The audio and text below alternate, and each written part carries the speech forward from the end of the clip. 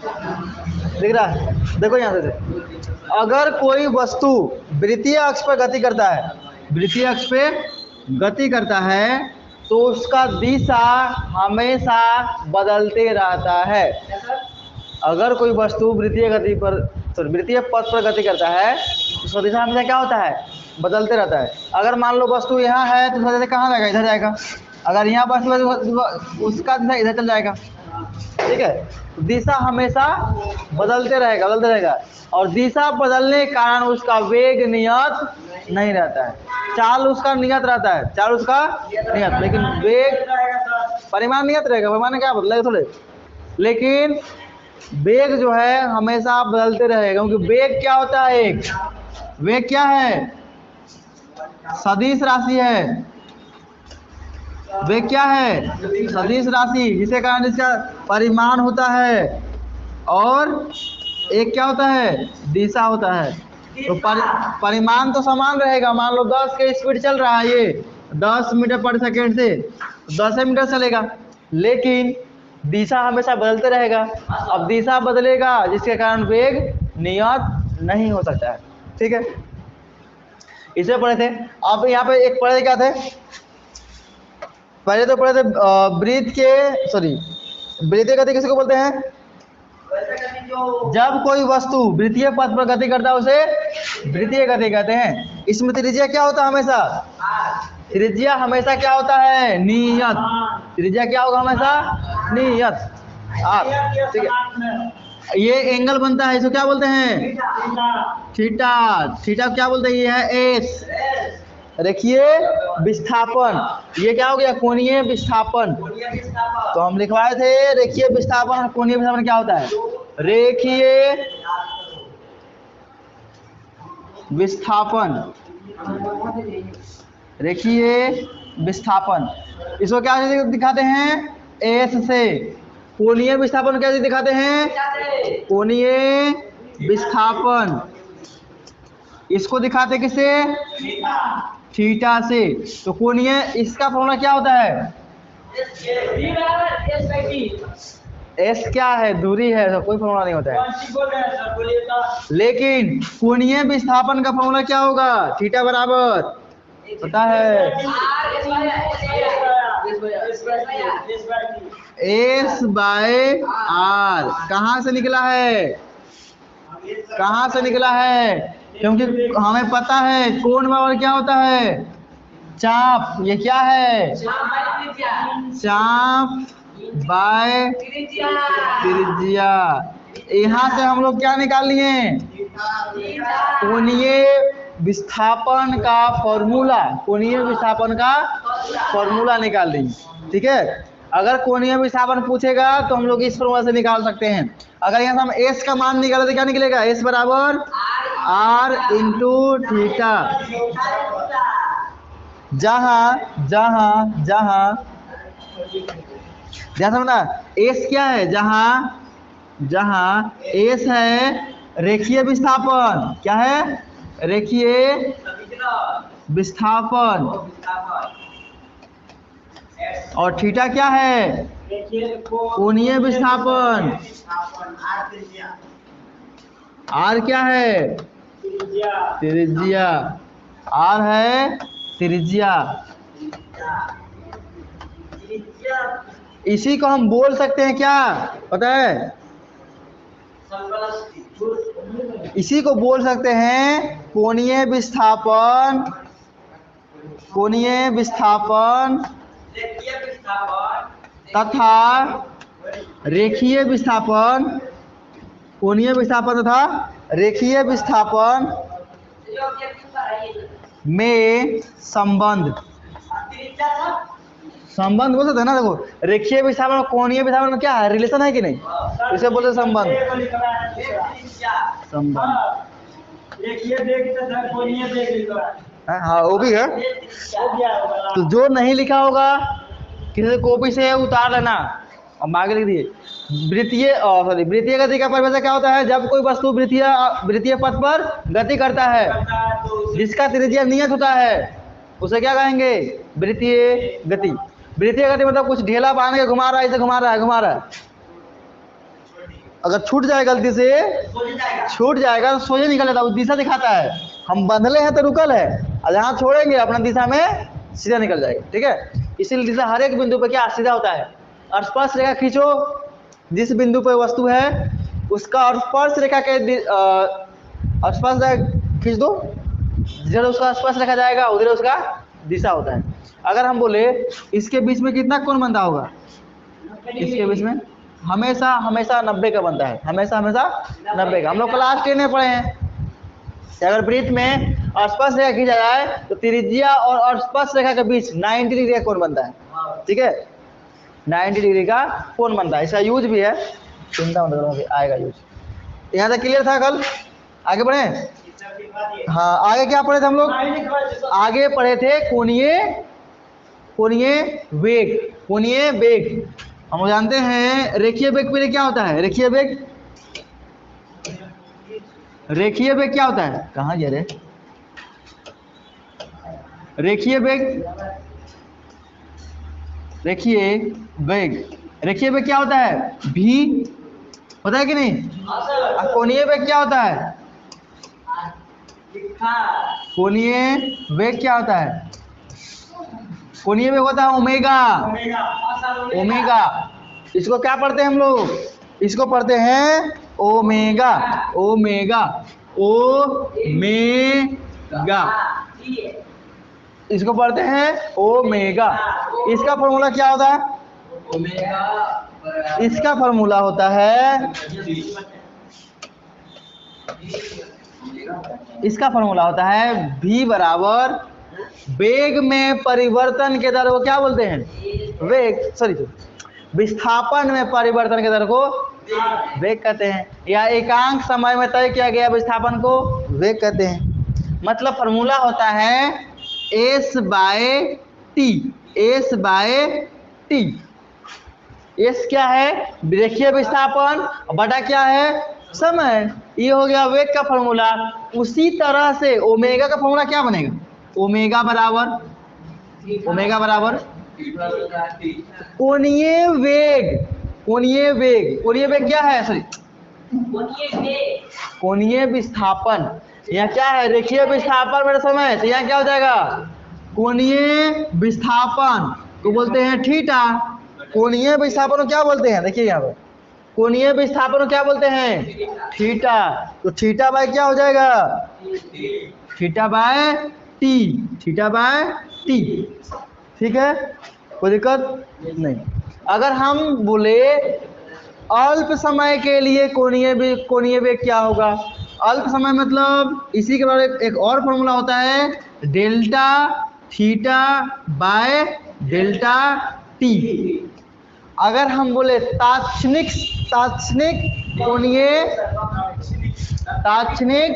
कोणीय वेग, इसको बोलते हैं इंस्टेंटेनियस वेलोसिटी।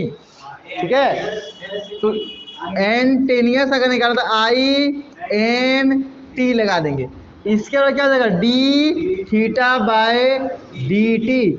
जब भी तात्क्षणिक अगर पूछ दे, जब भी तात्क्षणिक पूछ दे तो वहां पे क्या लगाएंगे? जो भी दिया होगा फंक्शन का डायरेक्ट डेरिवेटिव करो समय के साथ, डायरेक्ट डेरिवेटिव करो समय के साथ, और जो मान दिया होगा थीटा का मान वो पुट कर दो, या टी का मान जो दिया होगा उसको पुट कर दो, डायरेक्ट आंसर आ जाएगा। जब भी इंटीग्रेशन से डेरिवेटिव करना पड़ेगा। क्लियर? ये 3 फॉर्मूला है, तीनों में से कोई भी यूज होगा, इसमें दिक्कत नहीं होनी चाहिए। ठीक, यहाँ तो सब ठीक था। अब इसका मात्रा क्या निकलेगा? इसका अगर मात्रा निकाले तो, मात्रक भी निकाले थे, मात्रा क्या निकलेगा? मात्रक। अब ये क्या है? पहले तो पता हो जाए थीटा का मात्रक क्या होता है। थीटा का मात्रक क्या होता है? 2 मात्रक, एक मात्रक होता है रेडियन, एक होता है डिग्री। एक होता है डिग्री, एक होता है रेडियन। लेकिन रेडियन क्या है? SI यूनिट, SI मात्रक। ये SI मात्रक नहीं है, तो थीटा का SI मात्रक क्या निकला? रेडियन। हमें निकालना है कोणीय वेग का मात्रक। कोणीय वेग का फॉर्मूला क्या होता है? Theta by T. तो थीटा का मात्रक रेडियन बाय टी, और टी का मात्रक सेकेंड, टाइम का मात्रक क्या होता है सेकेंड, क्या मात्रक आया रेडियन बटा सेकेंड, रेडियन बटा सेकेंड या रेडियन प्रति सेकेंड, ये हो गया मात्रक। बीमा क्या होगा, बीमा क्या होगा, रेडियन तो क्या होता है बीमाहीन, रेडियन में कोई मात्रक नहीं होता है, लेकिन लेकिन लेकिन समय का मात्रक होता है टी। अब बटा में समय है तो देखो एल 0 हो जाएगा, एम 0 हो जाएगा, लेकिन टी -1, क्यों -1, को नीचे समय है ना, ऊपर जाएगा तो -1, तो ये आ गया बीमा। ठीक है, आगे चलते हैं, आगे क्या पढ़ेंगे आप, एक चीज और पढ़े थे, एक चीज और था इसी में, एक चीज और पढ़े थे, वो पढ़े थे कोणीय वेग तथा रेखीय वेग में संबंध। ये भी बहुत इंपॉर्टेंट चीज है, कोणीय वेग तथा रेखीय वेग में संबंध। कोणीय वेग तथा रेखीय वेग में संबंध। एथन रे ना, कल क्लास है, ऑब्जेक्टिव नहीं, फार्मूला का जितना फार्मूला है ट्रिग्नोमेट्री का सब याद करवाने की कोशिश करवाएंगे, ठीक है, और कैसे यूज करते हैं वो सिखाएंगे, क्लियर। ताकि तुम लोग से याद तो होगा नहीं, घर में यही याद करवाना पड़ेगा, और उसको रोज रख आएंगे, फार्मूला खा पूछेंगे जो नहीं बताएगा। नहीं, कल 8 बजे से रहेगा 10 बजे तक 2 घंटा क्लास, 2 घंटा, ठीक है। और 12 हाँ सिर्फ मैथ, सिर्फ मैथ 8 बजे से 10 बजे तक, शाम में कोई क्लास नहीं, संडे को वही बोल रहे हैं, 2 ही घंटा मन उग जाएगा बाबू। आसाम में है, आसाम में क्या नहीं है। चलो, तो कैसे निकाले थे इसको, कैसे निकाले थे याद करो, क्या था फॉर्मूला हम लोग का, एस बराबर फॉर्मूला क्या था, आर इंटू थीटा बोलो या थीटा इंटू आर बोलो। ये क्या चीज है, ये है रेखीय विस्थापन तथा कोणीय विस्थापन में संबंध। इसी को डेरिवेटिव अगर कर देगा, इसी को डेरिवेटिव मतलब अवकलन, तो आ जाएगा कोणीय वेग तथा रेखीय वेग में संबंध। डेरिवेटिव मतलब derivative with respect to T, T time के साथ, किसके साथ, टाइम के साथ, किसके साथ, समय के साथ। तो क्या हो जाएगा, ये हो जाएगा D by D T of S, ये डेरिवेटिव कर दिए, जिसको डेरिवेटिव करेंगे जिसके साथ, वही डी बाय डी टी लग जाएगा समय के साथ, बराबर D by D T of R theta. देखो जिसके सापेक्ष करते हैं वही नीचे लगता है, टी के साथ किए हैं तो टी लग गया डी टी, ऊपर डी नीचे डी, और जिसके सापेक्ष करेंगे वो अलग लग जाएगा, समय के सापेक्ष तो टी आ गया। अगर एक्स के सापेक्ष करते तो क्या होता है, डी बाय डी एक्स। अब देखो यहाँ इसका क्या हो जाएगा, D S by D T बराबर बराबर आर क्या है, नियतांक, और हम जानते हैं डेरिवेटिव में नियतांक को बाहर उठा कर लिखते हैं, लिखते हैं कि नहीं, क्योंकि समय के साथ बदलेगा ही नहीं, तो आर बाहर चल गया, और D theta by D T, इसका मान क्या है ढूंढते हैं इधर, इसी को अगर लिख सकते हैं ना, इंटेनियस अगर बात किया जाए तो D S by D T आया यहाँ से, ये क्या होता है, भी होता है, क्या होता है भी, ये बन जाएगा भी बराबर आर, और ये क्या है, ये भी देखो यहाँ मिलेगा है ओमेगा, ओमेगा ओमेगा, डब्लू नहीं है, ओमेगा है। कल बताए हैं, आज फिर से बता रहे हैं ताकि तुम लोग भूलो नहीं। ये निकल गया, यहाँ तक हम लोग कल पढ़ चुके थे, यहाँ तक हम लोग कल पढ़ चुके थे। आज देखो आगे क्या पढ़ेंगे, और बोलिए थे वो तो बता हुआ, ये ओमेगा में क्या आ जाएगा, भी by R, V by R। और एक चीज यहाँ ध्यान दो, ये फॉर्मूला कब लगता है? देखो ये फार्मूला हमेशा हमेशा कहाँ लगेगा? वृत्तीय में लगेगा। वृत्तीय का जब गति होगा तब, वृत्तीय गति होगा तब लगेगा, वृत्तीय गति में। क्योंकि वृत्तीय गति में क्या होता है? वृत्तीय गति में क्या होता है? वेग जो होता है वस्तु का, वेग और r के बीच में 90 डिग्री का कोण बनता है, पता है ना? इसलिए चलो आगे देखेंगे हम लोग आज त्वरण। क्या सीखेंगे? त्वरण। कौन त्वरण? कौन त्वरण? कौन त्वरण पढ़ेंगे?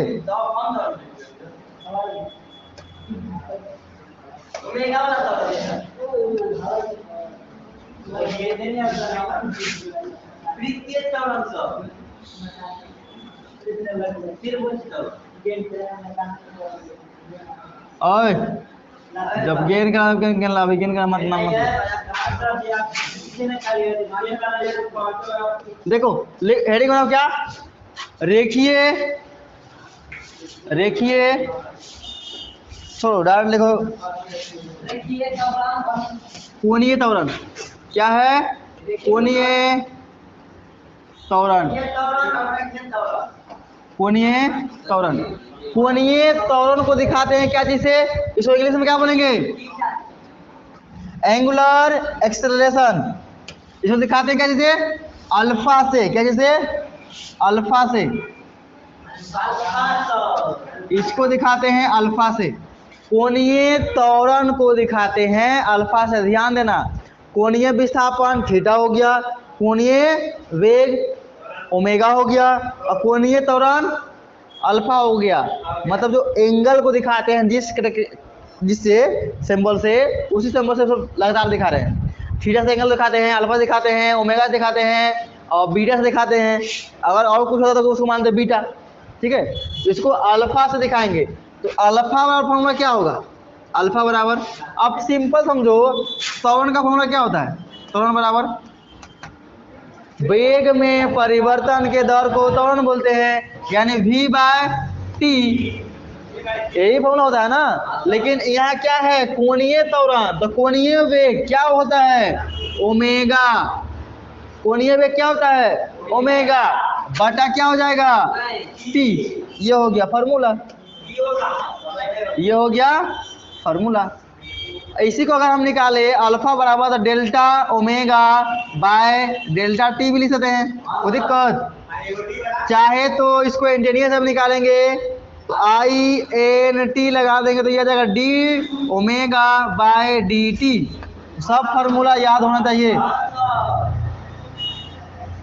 इसका मात्रक अगर बोले तो, इसका मात्रक बोले तो मात्रक क्या होगा? मात्रक ध्यान देना, ओमेगा का मात्रक क्या होता है? रेडियन। रेडियन बटा सेकेंड, बटा टाइम का मात्रक सेकेंड। देखो इसका बटा में है तो इसका बटा अपने में लगा दो एक, कोई दिक्कत? ऐसा होता था ना, उठा कोना कोनी गुना करो, क्या बन जाएगा ये? रेडियन। रेडियन बटा सेकेंड गुना 1 बाय सेकेंड, ये बन जाएगा रेडियन बटा सेकेंड स्क्वायर। कोई दिक्कत? बटा को ही बोलते हैं प्रति सेकेंड, इसी को लिख सकते हैं रेडियन। रेडियन, रेडियन प्रति सेकेंड स्क्वायर। ऐसे लिखो, ऐसे लिखो, बात एक ही है। अगर इसका मात्रा का बोले तो सॉरी बीमा, बीमा बीमा बीमा। देखो रेडियन तो बीमाहीन होता है, रेडियन में कोई मात्रक नहीं, लेकिन टाइम का मात्रक होता है, और टाइम है नीचे। ये हो जाएगा L0 M0 T का पावर -2। क्लियर? तो उम्मीद करेंगे पूरी चीज समझ में आ चुका होगा। कोई दिक्कत? किसी को दिक्कत? इतना लिखो। अभी केंद्रीय बल, अभी केंद्रीय बल, अभिकेंद्रीय बल। हाँ, अभिकेंद्रीय बल लगता है केंद्र की ओर। कहाँ लगता है? केंद्र की ओर। कहाँ लगता है? केंद्र की ओर। उसी को बोलते हैं अभिकेंद्रीय बल। अभिकेंद्रीय बल।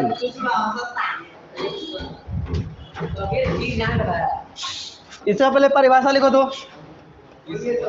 अभिकेंद्रीय बल का परिभाषा लिखो। अभिकेंद्रीय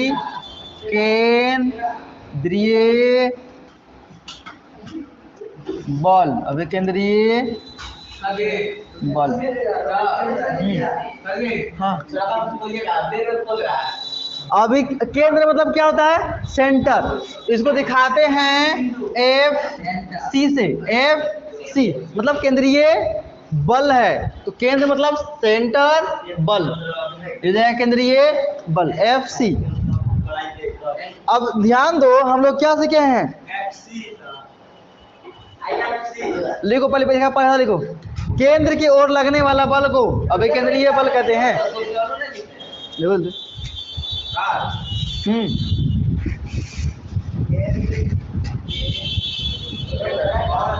केंद्र की ओर लगने वाला बल को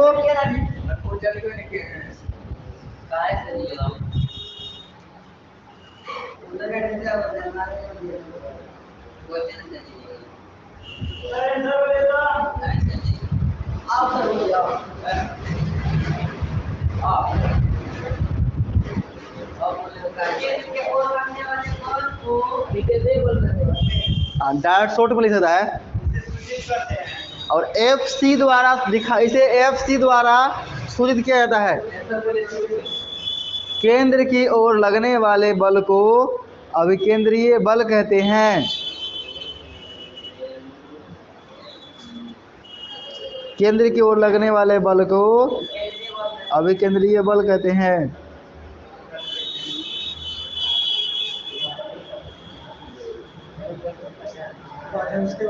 हो गया?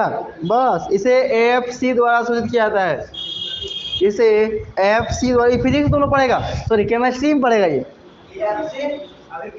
हाँ, परमाणु के बीच क्या होता है? इलेक्ट्रॉन। वो चारों ओर वृत्त की चक्कर लगाता है, उसके बीच में लगता है बल, उसी को बोलेंगे अभिकेंद्रीय बल। वो आएगा, चिंता मत करो, वहाँ बोला जाएगा। अभिकेंद्रीय बल का फॉर्मूला बोलो। अभिकेंद्रीय बल का फॉर्मूला mc/r। यहाँ फिजिक्स में यूज करेगा, यही फॉर्मूला केमिस्ट्री में यूज करेगा, चिंता मत करो। ठीक है, हो गया ये चीज? ठीक है। अब देखो यहाँ पे, अगर पहले बोला जाए अभिकेंद्रीय बल, उससे पहले क्या होगा? अगर बल है तो क्या होगा? त्वरण होगा। वहाँ क्या होगा? त्वरण होगा। कौन त्वरण? अभिकेंद्रीय त्वरण। तो अभिकेंद्रीय त्वरण क्या चीज दिखाते हैं? AC से। अभिकेंद्रीय बल को दिखाते हैं FC, और त्वरण को दिखाते हैं A से। तो अभिकेंद्रीय त्वरण है तो AC द्वारा, इसका फॉर्मूला होता है V²/R। जितना बगल में रहेगा ऑब्जेक्ट, वस्तु, उतना अधिक उसमें बल लगेगा। R बढ़ा दिए तो V घट जाएगा। अरे R बढ़ेगा तो V नहीं घटेगा। कौ बजे? कहाँ? अरे वाह,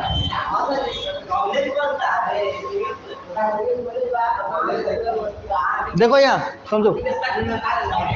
अरे वाला देखो, अरे यहाँ तक क्लियर है? अगर हम बोले बताओ इसका फॉर्मूला क्या होगा FC का, तो नॉर्मल हम लोग फॉर्मूला क्या सीखे हैं? बल बराबर होता है M×A, होता है कि नहीं? क्लास 9 का फॉर्मूला है।